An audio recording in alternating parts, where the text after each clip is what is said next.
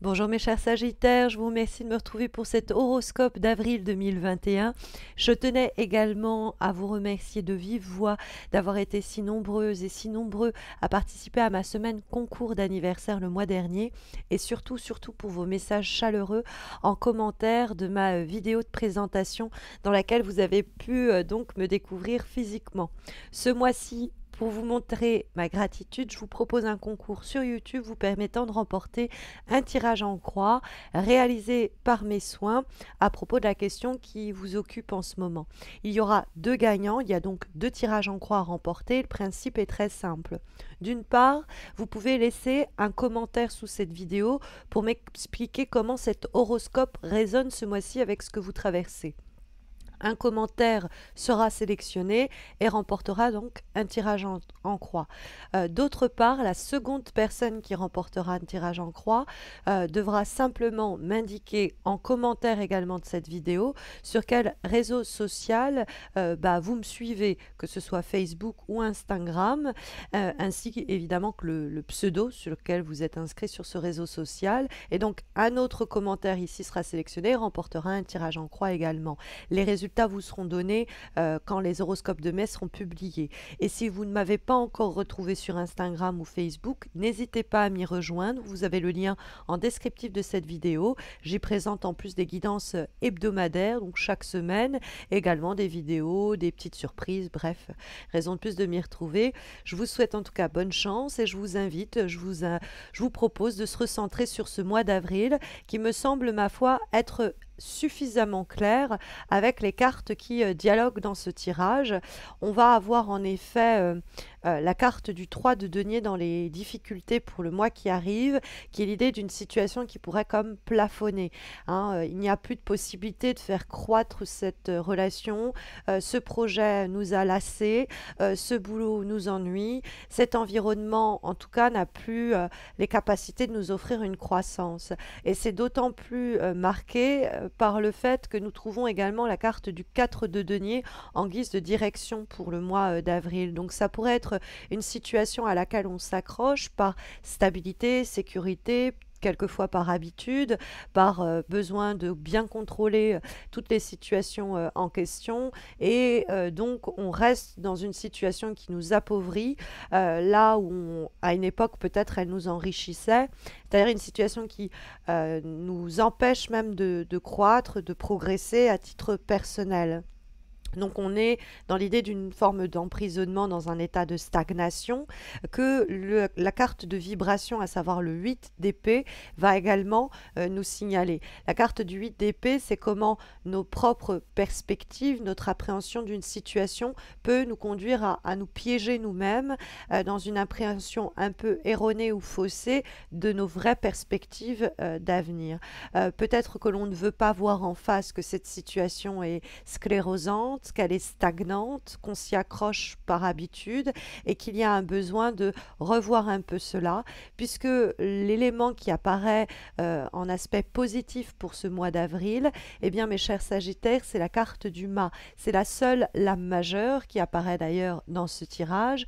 Et la carte du mât, en termes de recommandations pour des attitudes qui vous seraient bénéfiques ou en tout cas des événements qui pourraient être aussi positifs, on voit cette femme au-delà du vide, prêt à se jeter de ce précipice. Et c'est une invitation, le fou, à précisément tenter un peu la possible et surtout se libérer. C'est retrouver une autonomie quelquefois et retrouver une indépendance.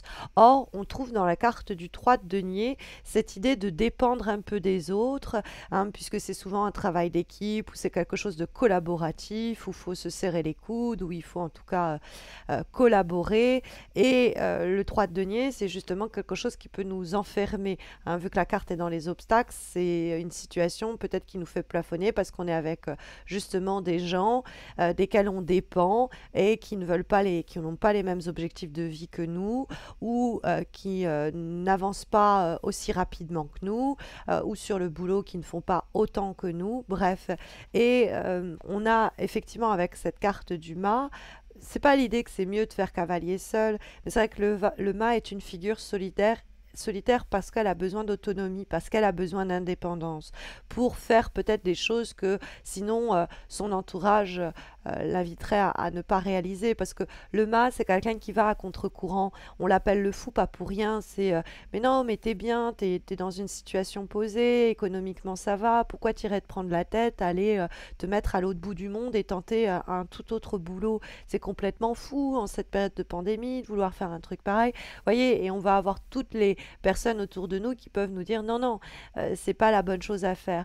Alors que vous, intuitivement, vous ressentez qu'il faut se lancer. J'ai pris le premier exemple qui m'est passé par la tête, mais le mât, c'est tout simplement oser. Hein. Il y a l'idée sur le plan du boulot que nos idées sont bonnes et qu'il faut prendre des risques, même si l'avis des personnes autour de vous, c'est de ne pas prendre ce risque-là. Vous, si vous sentez cette conviction qu'il vous faut tenter des choses, hein, que vous n'allez pas vous laisser aussi peut-être bouffer par des peurs ou des inquiétudes qui pourraient déformer les vraies perspectives d'avenir que le mât vous offre et qui donc vous invite à oser recommencer sur de nouvelles bases. Hein. C'est une carte où on n'hésite pas à tout abandonner quelquefois s'il le faut pour aller vers cette nouveauté-là. C'est le principe même de l'évolution et de l'inconnu, du passage de ce que l'on connaît bien et qui essaye quelquefois même de nous retenir et qu'on doit laisser derrière nous pour justement pénétrer de nouvelles terres inconnues qu'il nous reste à parcourir.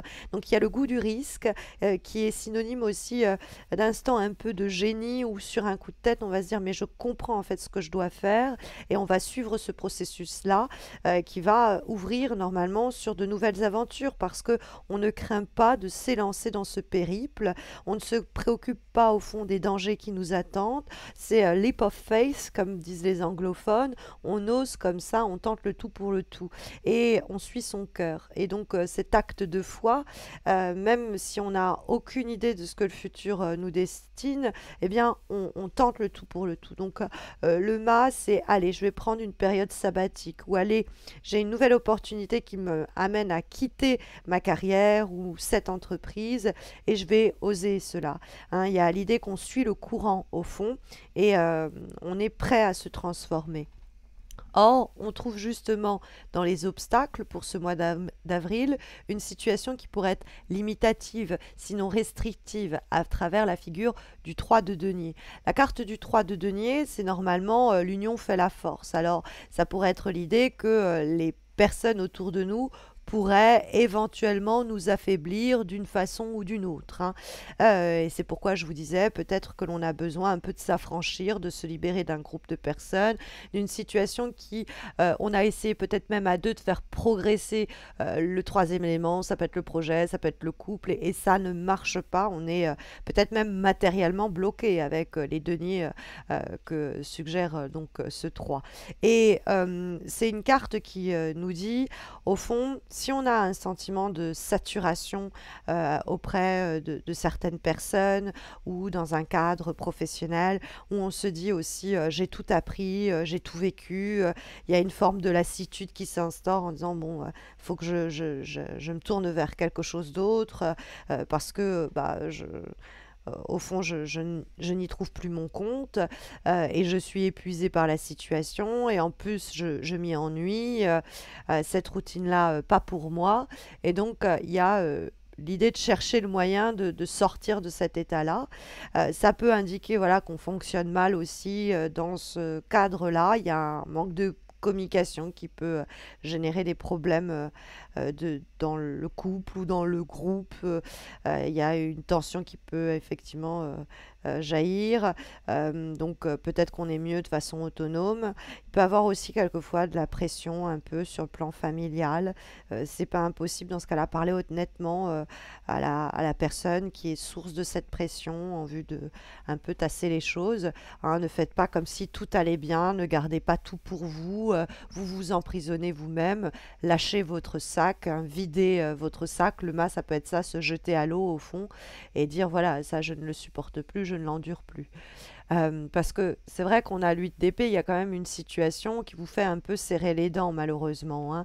Le 8 d'épée, c'est quelque chose qui mentalement est restrictif, paralysant. La carte est en vibration. Il y a quelque chose, ça peut être vraiment une pensée. Vous n'êtes pas piégé, vous avez le sentiment d'être pris au piège.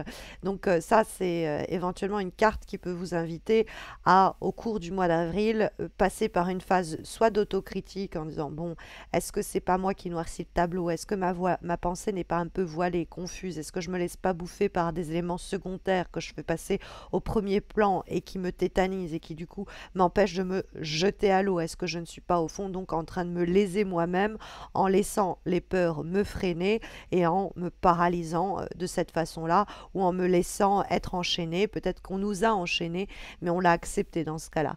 Donc il y a effectivement avec la carte du 8 d'épée une forme de vulnérabilité, mais qui est plus sur l'ordre psychologique que concret, dont il est facile en ce sens de se libérer, hein. C'est une invitation à identifier ce qui vous tient prisonnier ou prisonnière. C'est aussi un élément que le 4 de denier va énoncer, parce que le 4 de denier, il y a en termes de direction pour le mois, une stabilité peut-être durement acquise, ou une stabilité à laquelle en tout cas vous êtes habitué, de laquelle vous dépendez, qu'il va falloir questionner. Le 4 de denier, c'est toujours une invitation à se demander au fond à quoi je m'accroche de cette façon-là, alors que ça ne m'apporte pas la richesse que ça prétendait m'apporter, ou que à une époque ça m'a apporté, c'est aussi possible. À quoi je m'accroche, qu'est-ce que je n'accepte pas, au fond, euh, quel est peut-être le besoin de contrôle ou la résistance au changement que je porte en moi et qui déforme ma pensée, qui ne me permet pas de regarder peut-être une vérité un peu pénible en face, l'idée que bah, ici, il n'y a plus rien à faire pour moi et que je peux me libérer. Et la carte du mât, il y a un second souffle, hein, il y a vraiment l'idée d'une libération qui est ici à portée de main. Comme avant-dernière énergie pour ce mois d'avril, nous avons, mes chers Sagittaire, une lame issue d'un oracle que je vous présente pour la première fois dans le cadre d'un horoscope, mais que j'avais utilisé dans le cadre d'une guidance ponctuelle, intuitive. Et il s'agit de l'oracle Histoire de sorcière, et nous avons la carte Leçon de vie. Cette carte leçon de vie, elle nous dit ça matche bien avec la carte du mât, dans le sens où elle nous dit qu'il y a effectivement une situation de laquelle vous allez sortir transformé. Il y a peut-être aussi une invitation à ouvrir grand vos yeux et vos oreilles, à prêter attention. C'est le moment de déployer l'antenne aux leçons que l'univers vous envoie. Il y a un domaine dans lequel peut-être vous vous acharnez dans la mauvaise voie, faute de ne pas avoir appris de vos erreurs. Donc, est-ce que vous arriveriez au fond à améliorer votre quotidien en déployant davantage votre connaissance, hein, en prêtant attention un peu, bon, là ça marche pas, peut-être que c'est un message que l'on m'envoie, c'est que ça ne marche plus, c'est qu'il faut que j'aille tenter ma chance ailleurs. Il y a peut-être des signaux qu'on va recevoir aussi qui vont nous attirer vers ce précipice, entre guillemets, ce saut dans le vide que le mât encourage. Donc, gardez les yeux bien ouverts et soyez attentifs aux signes que vous pourriez à ce propos recevoir et qui pourraient vous pousser à oser vous jeter entre guillemets dans le vide. Nous avons comme dernière énergie une lame issue d'un oracle que j'ai le plaisir ce mois-ci de vous présenter, à savoir l'oracle aromatique, et nous avons Iris. Iris, c'est l'arc-en-ciel. Iris, elle est symbole de renaissance. Donc avec le mât qui quitte quelque chose qu'il connaît bien pour aller vers quelque chose de nouveau qui lui reste à découvrir, ça matche bien. Cette carte, elle est symbole de transformation, hein, la patience porte ses fruits et accouche d'une renaissance. Donc la carte en question, elle vous dit qu'il y a vraiment une possibilité de vous réinventer au fond ce mois-ci, hein. Il y a quelque chose qui arrive à maturité et tel l'arc-en-ciel qui apparaît après l'orage, eh bien, Iris, elle est là pour vous indiquer que l'avenir sera radieux après les épreuves. Donc, il y a l'idée d'une patience, hein, où on est dans la mue du papillon qui va sortir et de sa chrysalide en un jour. Et donc, il y a une transformation qui prend du temps, du courage, qui requiert parfois de faire des deuils, mais qui porte ses fruits et qui ouvre donc sur une nouvelle vie, ou en tout cas un nouveau paradigme, une nouvelle sphère que l'on a passé et que l'on peut passer au cours de ce mois d'avril, mes chers Sagittaires. Une nouvelle aventure vous tend les bras. Jetez-vous à l'eau, hein. C'est un peu le conseil qu'on pourrait vous donner pour les prochaines semaines.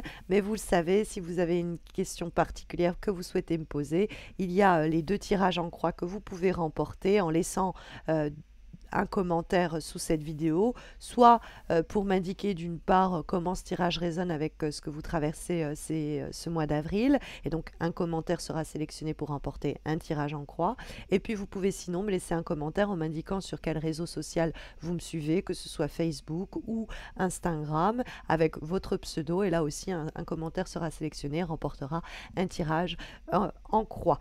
Voilà, mais alors, le nom des gagnants vous sera d'ailleurs annoncé dans le cadre des horoscopes, au moment, pas dans le cadre, mais au moment des horoscopes de mai. Et je vous retrouverai avant cela. Au cours du mois d'avril, je posterai une guidance trimestrielle spécifiquement amoureuse, comme je l'ai fait en début d'année pour février, mars, avril. Là, je le ferai du coup pour mai, juin, juillet, signe par signe. Et je vous prépare aussi une surprise pour la fin du mois pour Beltane, la fin du mois donc d'avril et plutôt début mai en l'occurrence, puisque vous m'avez encouragé à partager avec vous d'autres savoirs ésotériques. Je me lance et je vous prépare une petite surprise pour cela. Eh bien, je vous souhaite à tous et à toutes, mes chers Sagittaires, de très belles semaines à venir. Je vous dis à très vite, j'espère. Prenez bien soin de vous.